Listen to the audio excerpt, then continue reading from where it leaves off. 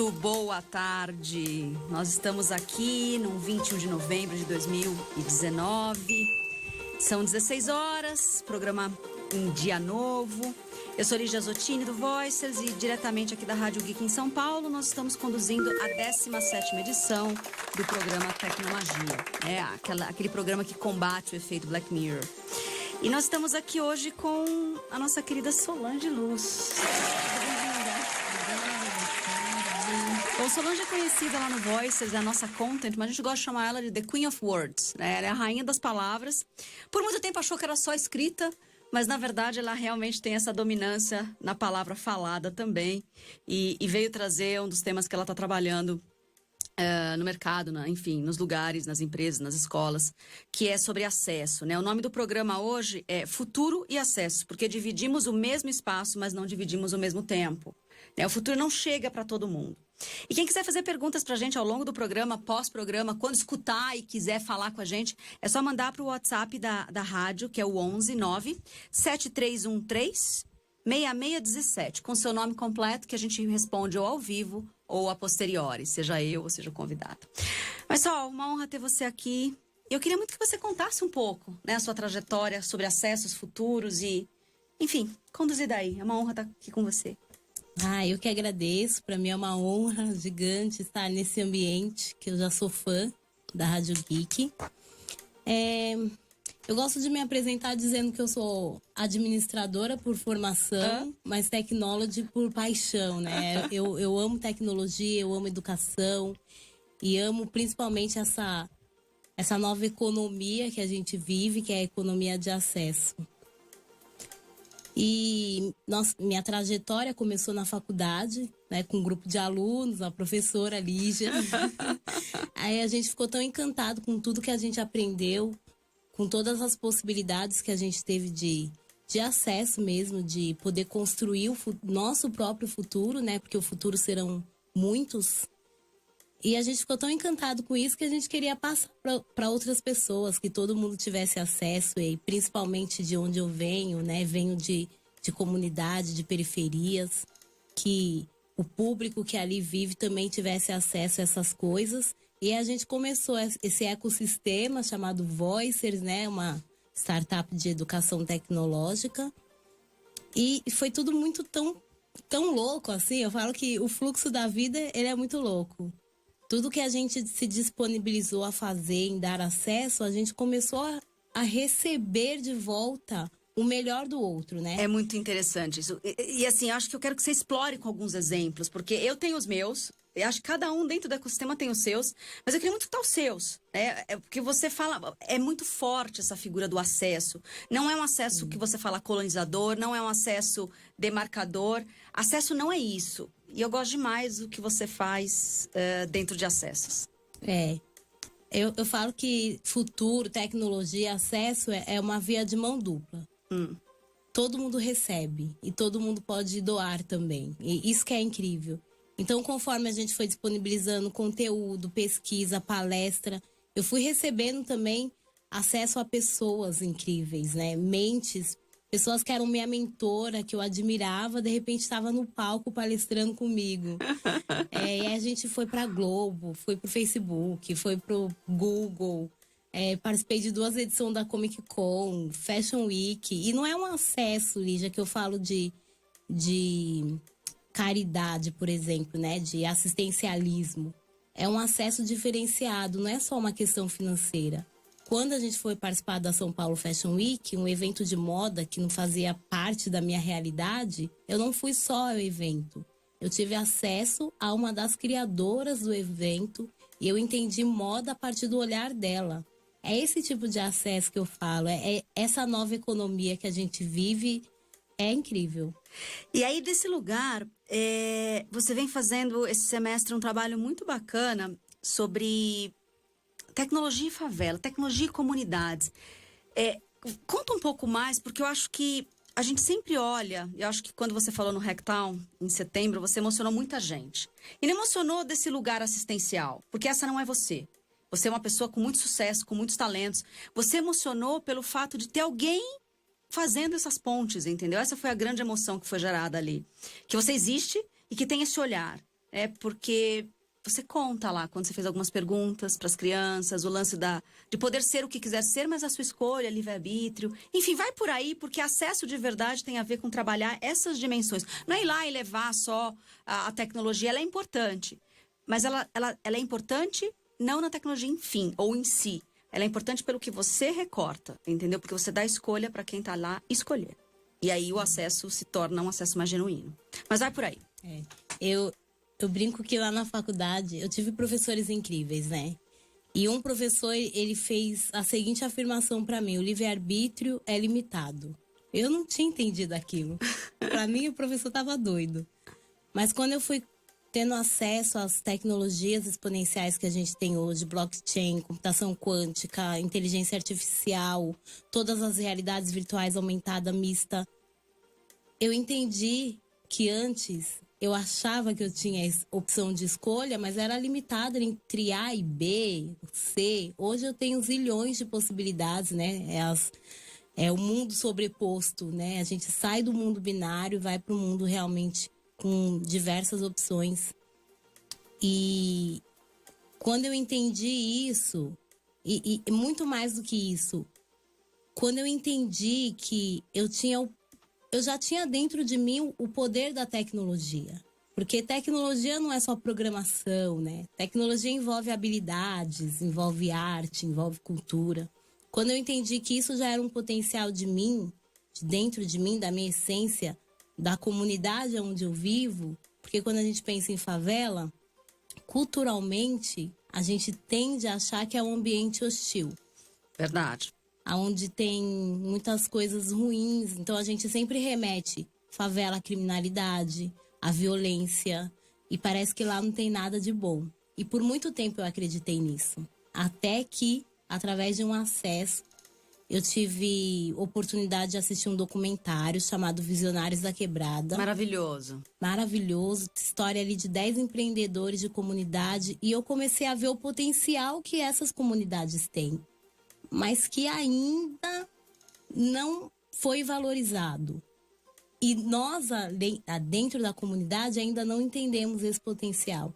Então, esse é o meu trabalho aí, desde agosto para cá, é de fazer essas pontes para que realmente o futuro seja construído de todos os lados, tanto nos grandes polos tecnológicos, quanto dentro das periferias, que são hubs de criatividade, de inovação muito grande.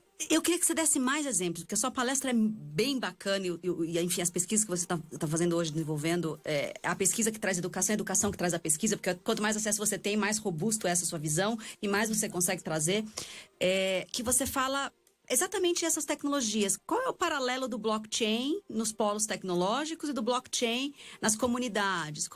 Me dá alguns exemplos para o pessoal que está acompanhando a gente conseguir descer, e eu acho que você faz isso de forma muito clara. Sim. Blockchain, por exemplo, quando a gente começa o estudo de blockchain, a gente tem que entender que a base dele, a estrutura inicial dele é a confiança. Então, todos os intermediários vão deixar de existir, porque vai gerar ali realmente uma economia de confiança. Isso nas comunidades já existe desde os primórdios. Quando a gente tem lá o barzinho da Dona Maria que vende fiado, né, que tem a conta no Pendura, aquela comunidade já vive uma rede de confiança muito grande. Então, para um jovem entender o próximo passo de blockchain, é realmente um passo muito curto. Talvez muito mais, de forma muito mais curta, acessível, fácil, do que aqueles que estejam vivendo em comunidades que estão mais protegidas por muros, por condomínios, aonde pressupõe-se que tem uma violência fora daquilo e dentro daquilo a gente está protegido. Então, não tem bem confiança, né? Tem proteção. Exato. E a gente já vive confiança lá na prática, no dia a dia. Então, blockchain pra gente tá ali na palma da mão. E o que música ou rap tem a ver com quântico, computação quântica, enfim? Computação quântica, assim, eu fico apaixonada de fazer esses paralelos, né? Porque quando a gente entende que o supercomputador quântico da IBM tá lá a menos 200 graus, isolado, porque o pulso do nosso coração pode influenciar. Você imagina o poder e a capacidade que uma roda de hip hop produz, a energia quântica que gera ali naquele ambiente. Então, coisas que não são muito bem vistas ainda para a sociedade precisam começar a ser estudadas como potenciais de construção dessa tecnologia. Não, maravilhoso. E aí a gente tem referências como o Emicida, por exemplo. Eu peguei hoje por coincidência, eu estava vendo as notícias de manhã, e ele vai tocar no Municipal. Eu queria muito poder ir no 27, mas eu tenho enfim, um evento à noite. Quem puder ir, eu acho que é muito, né? E aí o nome do álbum, que é o nome do show, é Amarelo. Mas é Amar Elo, né? Então eu acho que tem tudo a ver com o que você tá contando aqui pra gente. Ele, pra mim, é uma grande referência, um gênio. Ele fala assim, rap nem era música quando eu comecei a fazer isso, entendeu? Nem era considerado parte, né, desse processo. E agora a gente tá indo para esses centros. Então eu acho que é aí desse lugar, né? É o valor incrível que um genial como o Emicida tem, trazendo essas pontes para os dois lados. Sim. Né? Não tem acesso se não tem ponte. Eu vejo assim que o futuro, ele é co-criado. Eu preciso dos grandes polos tecnológicos, eu preciso das grandes empresas, né? Amazon, Google, as empresas chinesas que estão vindo aí com tudo.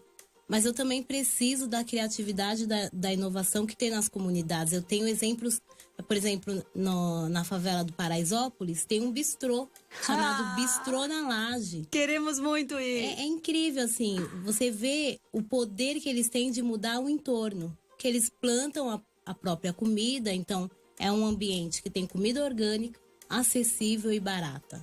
Quando a gente fala de tecnologia e de futuro, a gente está falando de humanidade, de tendências, de exponencializar as tecnologias. É um conjunto. Quando a gente não faz essas pontes, a gente vai ter gaps de futuro. E aí vem na frase do título desse programa, né? Que a gente divide o mesmo espaço, planeta Terra, cidade de São Paulo, não divide o mesmo tempo. Porque tem gente que, por design social, sei lá, você pega talvez países mais bélicos, um Oriente Médio, ele tá num desenho social, por mais que ele tenha muita tecnologia, ele tá num gap, ele tá numa distopia de sociedade, porque a sociedade ainda vive, sei lá, eu gosto de dar o exemplo da Arábia Saudita. Ela deu a cidadania para a robô Sofia. Eu não sei se eu posso chamar de cidadania o que as mulheres naquela região têm, entendeu? A gente pode discutir cultura até amanhã. O fato é que eu acho que Sofia tem mais cidadania naquele país do que o resto das mulheres, na minha concepção. Né? Por toda a forma que elas vivem num tempo, sei lá, talvez 200 antes de Cristo. Estou elaborando aqui, não sou expert em cultura árabe, mas olhando assim, me parece que a gente não divide o mesmo tempo no planeta. E tem alguns que tem a ver com gap de infraestrutura mesmo, de acesso a essa infraestrutura. Foi desenhado também para que talvez perifericamente o futuro chegue mais lento. Sim. Né? E periférico pode ser favelas e centros urbanos, pode ser capitais interiores, pode ser regiões como a Sudeste e outras regiões, porque eu estou viajando muito o Brasil, e a gente percebe, né, que não chegou ainda o que a gente está vivendo aqui em São Paulo. E como é que você entende esse lugar? Como é que a gente pode, de repente, aumentar o acesso? O que você tem na sua mente pensando para aumentar esse acesso? Trazer o povo... Não puxar eles para o presente, mas dar escolha. Porque eu acho que também não é assim, vamos para 2019, do meu 2019. Não, tá aqui ó, o acesso do que em 2019 tem nos grandes centros. Você escolhe vir? Porque tem gente também que não vai querer. E pode ficar num 2019, talvez não parecido com o nosso. Desde que seja uma escolha. Uma escolha. Né? Eu gosto muito dessa sua fala. Olha, eu gosto muito de citar Boaventura, um sociólogo. Ele comenta dessas divisões que existem, né? Que são as linhas abissais, são muros e não são muros físicos, né? São muros invisíveis que vão separando sociedades, separam níveis de conhecimento, nível de estrutura, enfim... diversos universos, né? E aí eu quero chamar a atenção, assim, para as pessoas que estão à frente, que são líderes hoje, que têm o poder de fazer de diminuir essas distâncias, né? De derrubar essas barreiras. Então, eu cito muito alguns exemplos que eu vivo. Lá na minha comunidade, eu não posso pedir um Uber, porque é um local de periculosidade, isso. Pra mim não faz sentido, porque eu tenho só na minha rua 7 motoristas de Uber. Então. Entendeu? Por que esse distanciamento? Aí você pega os RHs das empresas. Eu descobri um pouco tempo atrás, porque eu já sabia que quem morava em periferia já tinha um preconceito de ser chamado para as entrevistas. Eu descobri há pouco tempo que até o DDD agora influencia. Então, empresas multinacionais que têm seus processos para todo o Brasil, por exemplo, quando não vinha de grandes centros, São Paulo, Rio, enfim, não era nem chamado para as entrevistas. Então, por que a gente ainda mantém essa cultura, né, de preconceito mesmo, de...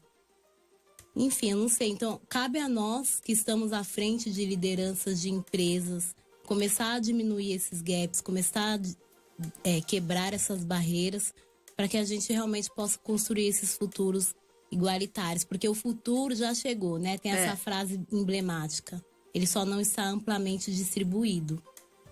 E eu acho que tem a ver com essas pontes mesmo. Eu gosto quando você chama a atenção, porque eu acho que nem todo mundo tem noção. A gente vem de uma época tão veloz que você faz preconceitos hereditários. Porque se você ainda tem o preconceito, e ele é legítimo, muito bem. A gente sabe o tamanho da história que vai ter que ser trabalhada.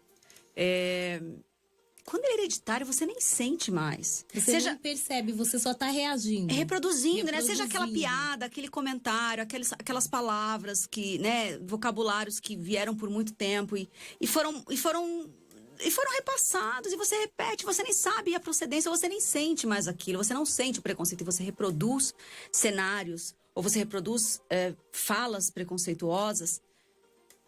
Esse, pra mim, é o mais perigoso, porque você já passou a ponte mais difícil e você perpetua essa história, entendeu? Eu acho que o seu trabalho tem muito esse chamado. Revisita aí o que tem de preconceito hereditário e vamos hackear ele, porque muda a partir do momento que a liderança chega e fala, não é mais assim, entendeu? Os hackings são feitos dos sistemas de dentro pra fora. Ah, como é que a gente hackeia? Foi um pouco do que eu falei no meu último TED. Como é que eu hackeio as grandes fortunas? Eu, Lígia, não tenho uma grande fortuna. Eu não tenho como hackear uma grande fortuna dos bilionários. Aliás, bilionário é 2.025 pessoas nesse planeta. Eles se conhecem. Eles não me conhecem. E eu não conheço eles. Então, assim, não sou eu que vou hackear esse sistema. Eu sou o quê? Qual que é a minha legitimidade? Eu vivi no ecossistema de educação, eu vivi no ecossistema de tecnologia. Eu posso hackear isso, que é o que a gente vem fazendo através do Voicers. Que é o que o Bill Gates vem fazendo através da sua bilionarice.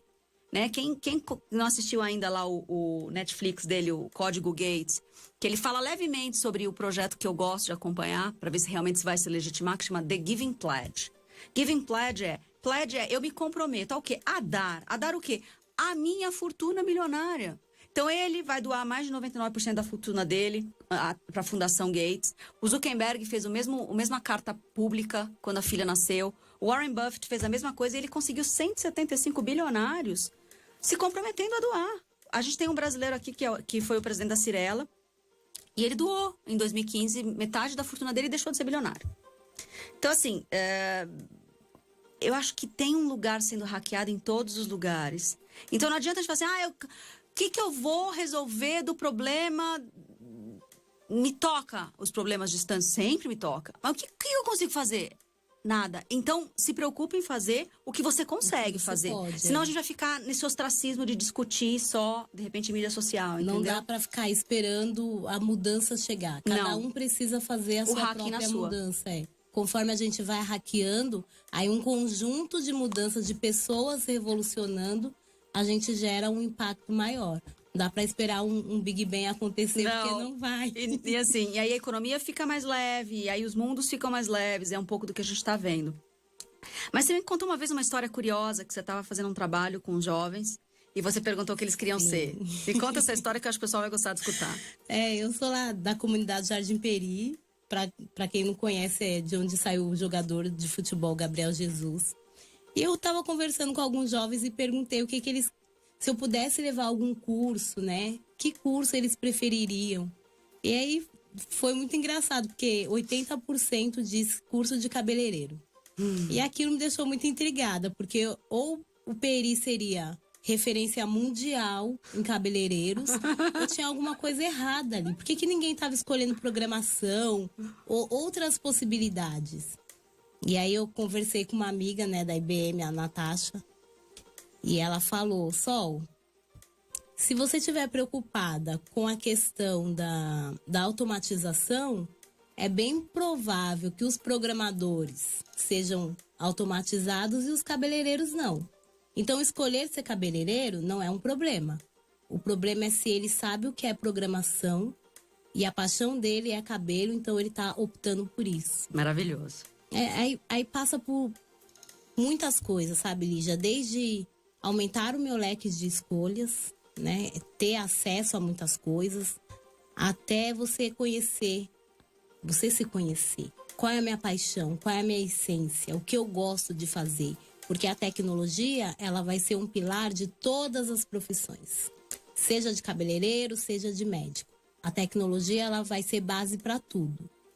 Agora, o que você ama fazer é que vai te dar dinheiro, vai te dar liberdade, vai te dar felicidade. É isso. Então, o autoconhecimento também é importante dentro desse universo que a gente vive. Maravilhoso. E para fechar, então, conta um pouquinho como é que foi, ou como é que vem sendo, né? Porque eu acho que tá sendo. Você gerenciar todos esses slashes seus aí, que a gente fala, todas as barras. Como é que é viver numa economia que você pode ser tantas coisas e você faz bem todas as coisas que você se predispõe a fazer? Você tem muito carinho por tudo que você se predispõe a fazer. Como é isso? Para quem está em processo de migração, é importante escutar exemplos. Sim. Antigamente a gente tinha um trabalho. Eu tenho um trabalho e aquele é a minha fonte de renda. E no final de semana eu vou fazer o que eu gosto. Hoje não. Hoje a gente vive os profissionais slashers. Eu já sou produtora de conteúdo no Voicer, sou social media na Praxis, trabalho na parte administrativa de um hospital, sou aprendiz de violão. Eu sou todas as versões do que eu gosto de fazer. E eu esqueci a pergunta. Maravilhosa! Como é que você... O exemplo, você está dando exemplo. Como é que as pessoas migram? Como é que elas ficam confortáveis? Porque assim, a gente tem profissões mais estruturais, aquela que ou você tem um salário que cai todo mês e etc. Isso é importante. E tem aquelas que você vai fazendo à medida que você vai entregando, né? E o mundo está feito disso. E você falou 3 delas. Conta um pouco como é que você gerencia essa carreira, essa realidade slasher, através dessas 3 coisas que você tem hoje, né? Como fonte de renda. Primeiro, assim, a tecnologia, ela possibilitou que eu trabalhasse de qualquer lugar, em qualquer ambiente, no meu tempo. Então, a gente consegue gerenciar por conta da tecnologia. E aí a gente vai só dividindo e se programa e organiza. Tanto tempo eu tenho para essa empresa, tanto tempo eu tenho para aquela. Hoje eu escolho trabalhar nessa, hoje eu escolho trabalhar com esse contrato. Então, é essa liberdade que a gente tem hoje, porque o futuro do trabalho é isso. A gente não vai mais ficar preso em 4 paredes durante 8 horas, 5 dias, 6 dias por semana. A gente vai ter espaço e liberdade para trabalhar de onde a gente quiser, o horário que a gente quiser e para a empresa que a gente quiser. Mas isso eu já consigo viver hoje, né? Acho que no futuro vai ser mais exponencial. Muito bom. Então, para a gente fechar, deixa uma mensagem, porque eu conversei aqui hoje com Solange Luz, que é a nossa content slasher, rainha das palavras no Voicers e em tantos outros lugares, uma pessoa que promove acessos, né, e tem muito claro isso como missão de vida. O programa foi muito sobre o futuro e acessos, né, porque que dividimos o mesmo espaço, mas não o mesmo tempo. E eu queria que você desse essa mensagem final, Sol, de quem está não só a juventude, não só seja central ou periférica, mas quem está se sentindo preso num presente passado. O que você diria para essa pessoa hoje começar a migrar para futuros mais desejáveis, da versão dela mesma? Eu gosto muito de uma frase que tem no livro do Thiago Matos, Vai Lá e Faz, que diz: passarinho criado em gaiola acha que voar é doença. Então, por muito tempo, nós somos recriminados pela sociedade de que jovem periférico é perigoso, não tem vez, não tem inteligência, não tem capacidade. Então, nós sempre fomos muito hostilizados, né? A partir do momento que você entende o seu potencial, que você quebra essas barreiras, que você se enxerga como humano, como qualquer outro, independente do lugar que você vive, não que você ganha asas, porque você já tinha, mas você aprende a usá-las. E aí o voo é só alçar voo, sabe? Aí já não existe mais fronteiras, não existe mais barreiras, não existe mais região. A gente passa a ser morador do mundo, porque é o que todo mundo é.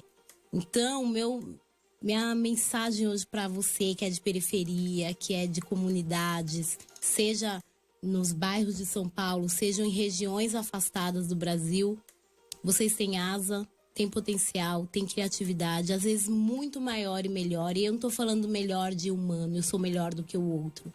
Tô falando de capacidade, de essência mesmo. Vocês têm um potencial muito grande. Não deixe que outros minem isso de vocês. E também tem uma mensagem para o outro lado, né? Para um outro grupo. A gente está no mesmo barco. A gente está construindo um futuro ainda. E a gente pode dar as mãos e construir juntos. Então, começar a olhar as periferias, as favelas, as comunidades, não como um ambiente hostil, mas como um hub de criatividade mesmo. Maravilhoso. Eu escutei uma frase hoje de manhã que falava assim, que cada mente é um mundo. Um mundo imersivo. As realidades imersivas acontecem na mentalidade de cada um. E se você não traz todos esses mundos, você não está podendo potencializar o que um planeta poderia realmente ser. Então, acho que vai na sua linha. E quem escutar e quiser ter uma referência, porque eu acho que para fazer as pontes, para passar as pontes, é mais fácil com alguém que sabe o caminho, né? Eu acho que é muito fácil a gente encontrar aqueles que apontam e dizem não pode, não é para você. E eu acho que as pessoas têm que te ter como essa referência, né? De pessoa que vai dar o acesso, dizer como, né? Mostrar o caminho das pedras, ajudar a que as pessoas atravessem essas pontes. Então, procure Solange, por favor. Eu acho que essa é a missão dela. Eu tô aqui à disposição, Facebook, Instagram, LinkedIn, Sol de Luz, é fácil de achar. Sol e Luz, cara, não tem como não enxergar essa mulher. Então a gente falou aqui com ela, Solange Luz. Muito obrigada pelo programa. Semana que vem nós temos mais um programa, dia novo, quinta-feira, às 16 horas, diretamente aqui da Rádio Geek em São Paulo. Muito obrigada. Obrigada, gente.